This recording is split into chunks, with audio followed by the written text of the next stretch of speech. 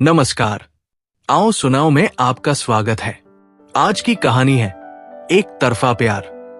साल 1985 था और गंगा के किनारे बसा छोटा सा गांव काशीपुर।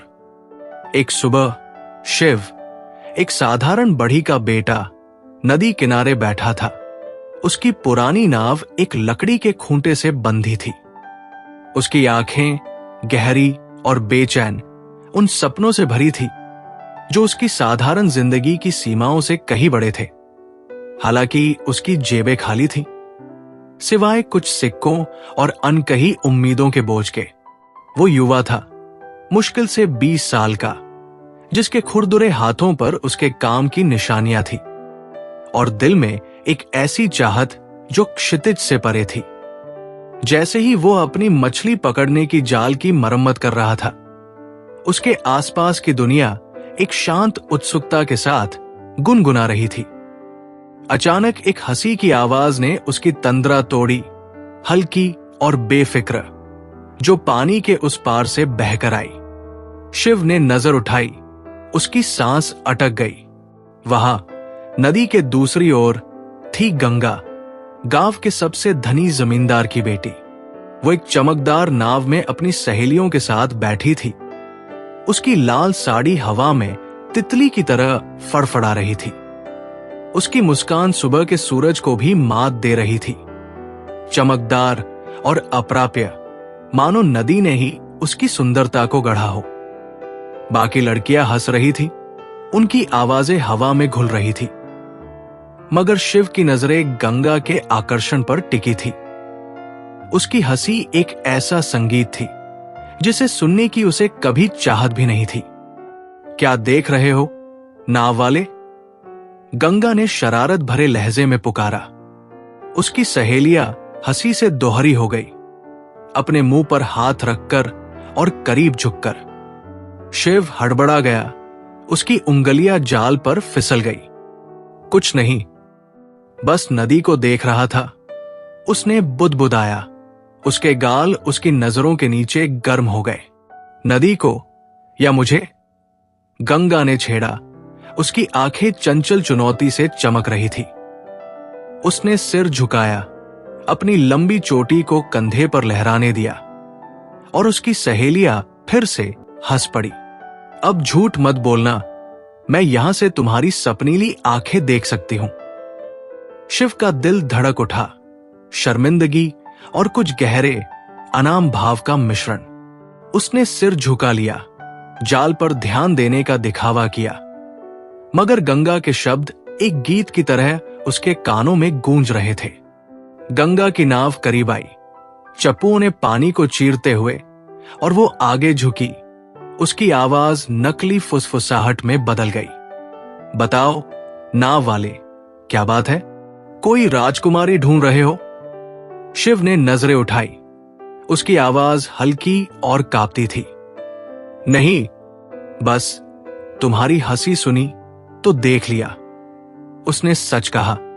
मगर गंगा ने इसे एक और मजाक समझा। हाय राम, कितना प्यारा जवाब। गंगा ने ठहाका लगाया, अपनी सहेलियों की ओर मुड़कर। सुन लिया? ये नाव वाला तो शायर बन गया। सहेलियां फिर हंस पड़ी और एक ने चुटकी ली। गंगा, ये तो तेरा दीवाना हो गया। गंगा ने अपनी चोटी को उछाला और शिव की ओर देखा। उसकी मुस्कान आधी शरारत, आधी तिरस्कार। दीवाना? अरे, इसके लिए तो मुझे और खूबसूरत होना पड़ेगा, उसने मजाक में कहा, और उसकी सहेलियां खिलखिलाकर हंस पड़ी। शिव ने कुछ नहीं कहा, बस एक हल्की मुस्कान दी, मगर उसके सीने में कुछ हलचल हुई। गंगा की नाव वापस उस पार चली गई। उसकी हंसी हवा में गूंजती रही और शिव अपने जाल के साथ अकेला रह गया। उसका दिल उस एक पल को बार बार जी रहा था। अगले कुछ हफ्तों में गंगा कभी कभार नदी किनारे आती। वो अपने पिता के हवेली से गांव के मंदिर या बाजार जाती हुई रुकती, अपनी सहेलियों के साथ, और अगर शिव वहां होता तो वो उसे छेड़ने का मौका नहीं छोड़ती। एक दोपहर जब शिव अपनी नाव को रंग रहा था, गंगा अपनी सहेलियों के साथ नदी किनारे टहल रही थी। सूरज आसमान में चमक रहा था और गंगा की हरी साड़ी पेड़ों की छाया में चमक रही थी। उसने शिव को देखा और अपनी सहेलियों को कोहनी मारी। देखो, हमारा शायर फिर सपने देख रहा है। शिव ने उसकी आवाज सुनी और पलटकर देखा। उसका चेहरा लाल हो गया, मगर उसने ब्रश नीचे नहीं रखा। मैं बस नाव को रंग रहा हूं, उसने कहा, उसकी आवाज में हल्की हिचकिचाहट। वाह, क्या रंग! गंगा ने व्यंग्य भरे लहजे में कहा, नाव के पास आकर। ये नीला रंग तो किसी राजा की नाव के लिए है ना? या शायद किसी राजकुमारी के लिए?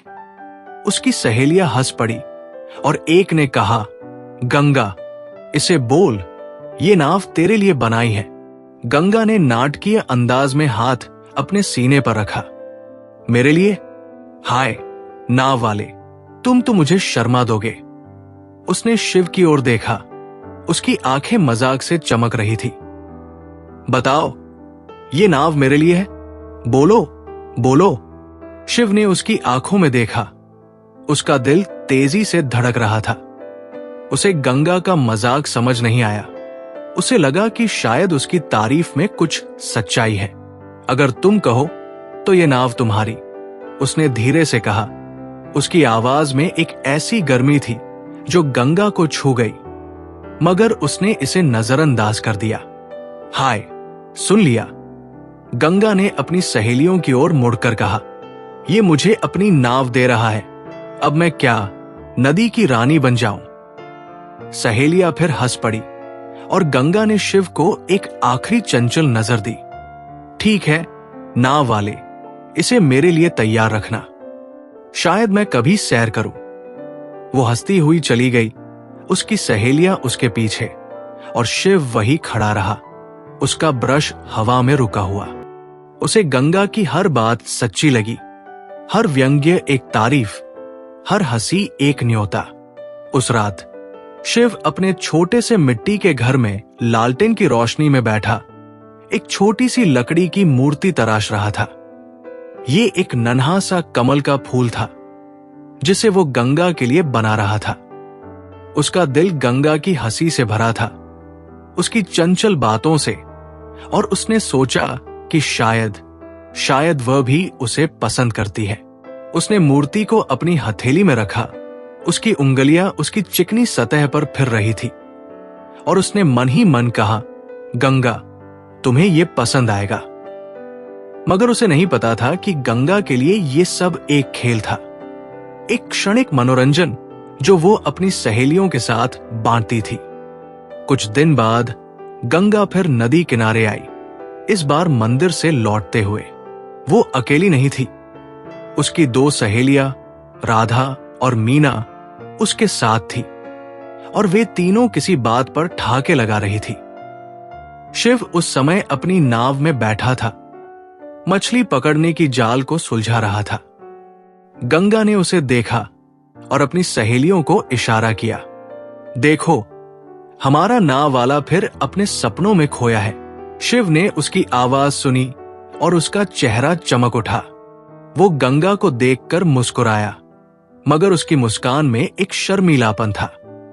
मैं बस जाल ठीक कर रहा हूं, उसने कहा। उसकी नजरें गंगा के चेहरे पर टिकी थी। वाह, क्या मेहनत! गंगा ने नाटकीय अंदाज में कहा, अपने हाथ जोड़कर। तुम तो गांव के सबसे मेहनती नाव वाले हो, है ना? शायद तुम्हें ठाकुर साहब का इनाम मिले। उसकी सहेलियां हंस पड़ी और राधा ने चुटकी ली। गंगा, इसे बोल, ये मेहनत तेरे लिए है। गंगा ने अपनी आंखें नचाई और शिव के पास आकर खड़ी हो गई। सच बताओ नाव वाले, ये जाल किसके लिए सुलझा रहे हो? मेरे लिए मछलियां पकड़ने का इरादा है। उसका लहजा व्यंग्य से भरा था, मगर शिव के कानों में ये एक प्यार भरी छेड़छाड़ जैसा लगा। अगर तुम चाहो तो मछलियां पकड़ सकता हूं, शिव ने धीरे से कहा। उसकी आंखें गंगा की मुस्कान में खो गई।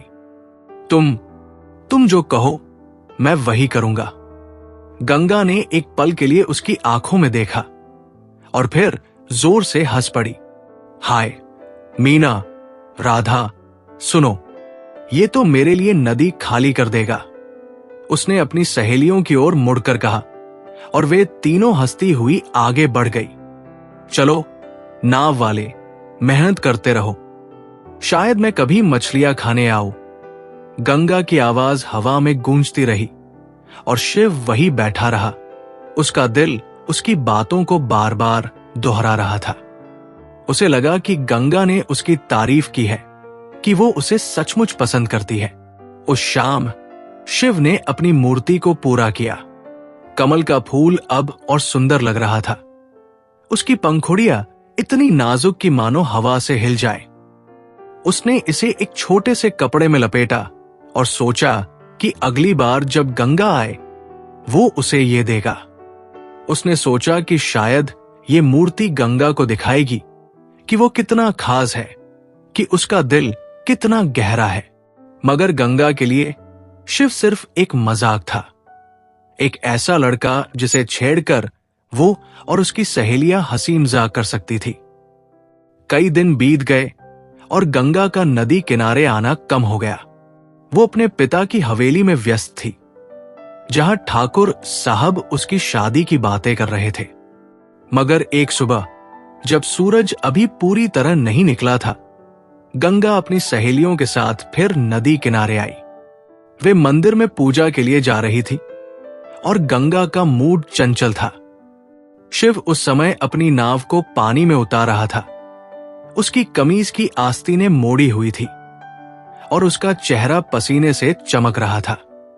गंगा ने उसे देखा और अपनी सहेलियों को धीरे से कुछ कहा, जिससे वे हंस पड़ी। अरे नाव वाले, आज तो तुम बड़े व्यस्त दिख रहे हो, गंगा ने पुकारा अपने हाथ कमर पर रखकर। क्या बात है, कोई खास मेहमान के लिए नाव तैयार कर रहे हो? शिव ने उसकी ओर देखा। उसका चेहरा एक मुस्कान से रोशन हो गया। बस नाव को पानी में ले जा रहा हूं, उसने कहा। उसकी आवाज में एक हल्की खुशी थी। उसे गंगा का आना एक खास मौका लगा और उसने अपनी जेब से वो कपड़ा निकाला जिसमें कमल की मूर्ति थी। गंगा, ये तुम्हारे लिए बनाया है, उसने हिचकिचाते हुए कहा। कपड़ा खोलकर मूर्ति उसे दिखाई। गंगा ने मूर्ति को देखा। उसकी भौहें आश्चर्य से उठीं और फिर वो हंस पड़ी। हाय राम, ये क्या है? एक फूल? तुम तो सच्चे कलाकार हो, नाव वाले। उसका लहजा व्यंग्य से भरा था, मगर शिव के लिए ये सबसे सुंदर तारीफ थी। देखो राधा, मीना, इसने मेरे लिए फूल बनाया। अब मैं क्या इसे अपने गहनों में पहनूं? सहेलियां हंस पड़ी और मीना ने कहा, गंगा, इसे बोल अगली बार तुम्हारे लिए हार बनाए। गंगा ने मूर्ति को अपने हाथ में लिया, उसे उलट पलट कर देखा और फिर शिव को वापस थमा दिया। ठीक है नाव वाले, ये तो बहुत सुंदर है, मगर इसे अपने पास रखो, मेरे पास तो फूलों की कमी नहीं। वो हंसती हुई अपनी सहेलियों के साथ चली गई, मगर शिव के हाथ में मूर्ति वही रही। उसका दिल एक अनकहे दर्द से भर गया। उसने मूर्ति को फिर से कपड़े में लपेटा और अपनी जेब में रख लिया। उसे गंगा की हंसी अब भी सच्ची लग रही थी, उसकी बातें अब भी प्यार भरी, मगर कहीं गहरे में एक छोटा सा दर्द उभर रहा था, एक ऐसी चुभन जो वो समझ नहीं पा रहा था। वो नाव में बैठ गया, चप्पू उठाया और नदी की धारा के साथ बहने लगा। उसका मन गंगा की हंसी और उसकी अपनी खामोशी के बीच उलझा हुआ था। गर्मियां काशीपुर में अपने चरम पर थी और गंगा नदी की लहरें सूरज की तपिश में सोने की तरह चमक रही थी। गंगा की चंचल छेड़छाड़ ने शिव के दिल में एक अनजान आग जला दी थी। गंगा ने उसे नाव वाला कहकर मजाक उड़ाया था। उसकी बनाई कमल की मूर्ति को हंसकर लौटा दिया था और अपनी सहेलियों के साथ उसकी सादगी पर ठहाके लगाए थे। मगर शिव के लिए उसकी हर व्यंग्यात्मक तारीफ एक अनमोल तोहफा थी। हर हंसी एक न्योता। वो रात रात भर लालटेन की रोशनी में लकड़ी की मूर्तियां तराशता, गंगा के लिए, ये सोचकर कि शायद एक दिन वो उसकी सच्चाई को समझ लेगी। मगर गंगा के लिए शिव सिर्फ एक मजाक था, एक ऐसा लड़का जिसे छेड़कर वो और उसकी सहेलियां हंसी मजाक कर सकती थी। अब गर्मियां खत्म हो रही थी और काशीपुर में बारिश की पहली फुहारें आने लगी थी। गांव में माहौल बदल रहा था। ठाकुर साहब, गंगा के पिता, अपनी बेटी की सगाई की तैयारियों में जुटे थे। गंगा की सगाई एक रईस व्यापारी के बेटे विशाल से तय हो चुकी थी, जो दिल्ली में रहता था। गांव में ये बातें गूंज रही थी, मगर शिव के कानों तक ये खबरें नहीं पहुंची थी। वो अपनी छोटी सी दुनिया में खोया था, जहां गंगा की हंसी उसका इकलौता सच थी। उसने एक चिट्ठी लिखनी शुरू की थी, जिसमें उसने अपने दिल की बातें उड़ेल दी। गंगा, तुम्हारी हर बात मेरे लिए एक गीत है। मैं जानता हूं, मैं एक साधारण नाविक हूं, मगर मेरा प्यार तुम्हारे लिए सच्चा है। मगर उसने चिट्ठी को अपनी जेब में ही रखा, उसे देने की हिम्मत नहीं जुटा पाया। एक सुबह जब बारिश की हल्की बूंदें नदी किनारे की मिट्टी को गीला कर रही थी, तभी नदी के उस पार से एक परिचित हंसी की आवाज आई। शिव ने नजर उठाई। गंगा थी, अपनी सहेलियों राधा और मीना के साथ। वे मंदिर से लौट रही थी। उनके माथे पर चंदन का तिलक था और उनके हाथों में पूजा की थालियां थी। गंगा की लाल साड़ी बारिश में और चमक रही थी और उसकी चोटी पानी की बूंदों से सजी थी। उसने शिव को देखा और अपनी सहेलियों को कोहनी मारी। अरे नाव वाले, आज तो तुम बारिश में भी रोमांस कर रहे हो। गंगा ने चिल्लाया। उसकी आवाज में वही चंचलता थी। क्या बात है, कोई प्रेम पत्र लिख रहे हो? शिव ने उसकी ओर देखा। उसका चेहरा एक हल्की मुस्कान से रोशन हो गया। मैं बस नाव को बांध रहा हूं, उसने कहा। उसकी नजरें गंगा के चेहरे पर टिकी थी। अगर तुम चाहो तो पत्र लिख सकता हूं। वाह क्या बात, गंगा ने व्यंग्य भरे लहजे में कहा, नाव के पास आकर। तुम तो गांव का सबसे बड़ा शायर बन जाओगे। चलो कोई पत्र सुनाओ हमारे लिए। उसकी सहेलियां हंस पड़ी और मीना ने चुटकी ली। गंगा, इसे बोल, ये पत्र तेरे लिए है। गंगा ने अपनी आंखें नचाई और शिव के पास खड़ी हो गई। सच बताओ नाव वाले, तुम पत्र लिखते हो या सिर्फ सपने देखते हो? मेरे लिए कोई खास पत्र है? उसका लहजा मजाक से भरा था, मगर शिव के कानों में ये एक प्यार भरी बात थी। मैं तुम्हारे लिए पत्र लिख सकता हूं, शिव ने धीरे से कहा। उसकी आंखें गंगा की मुस्कान में खो गई। तुम जो कहो मैं वही करूंगा। गंगा ने एक पल के लिए उसकी आंखों में देखा और फिर जोर से हंस पड़ी। हाय राधा, मीना, सुनो, ये तो मेरे लिए पत्र लिखेगा। अब मैं क्या इसे अपने साथ दिल्ली ले जाऊं? उसने अपनी सहेलियों की ओर मुड़कर कहा और वे तीनों हंसती हुई मंदिर की सीढ़ियों की ओर बढ़ गई। चलो नाव वाले, पत्र तैयार रखना, शायद मैं कभी पढ़ने आऊं। गंगा की आवाज बारिश में गूंजती रही और शिव वही खड़ा रहा। उसका दिल उसकी बातों को बार बार दोहरा रहा था। उसे लगा कि गंगा ने उसकी तारीफ की है, कि वो उसे सचमुच पसंद करती है। इस मुलाकात के बाद शिव का मन और उलझ गया। उसने गंगा की बातों को एक नया अर्थ देना शुरू किया। उसे लगा कि शायद गंगा का मजाक उसका ध्यान खींचने का तरीका है, कि शायद वो उसे छेड़कर अपनी भावनाएं छिपाती है। उसने अपनी चिट्ठी को और विस्तार दिया। उसमें लिखा, गंगा, तुम्हारी हंसी मेरे लिए सूरज की किरणों जैसी है। मैं जानता हूं तुम मुझे मजाक समझती हो, मगर मेरे लिए तुम मेरी दुनिया हो। मगर वो चिट्ठी फिर भी उसकी जेब में रही, अनकही और अनसुनी। कुछ हफ्ते बाद गंगा की सगाई की खबर गांव में फैल गई। ठाकुर साहब ने एक बड़ा समारोह आयोजित किया, जिसमें गांव के सभी बड़े लोग आमंत्रित थे।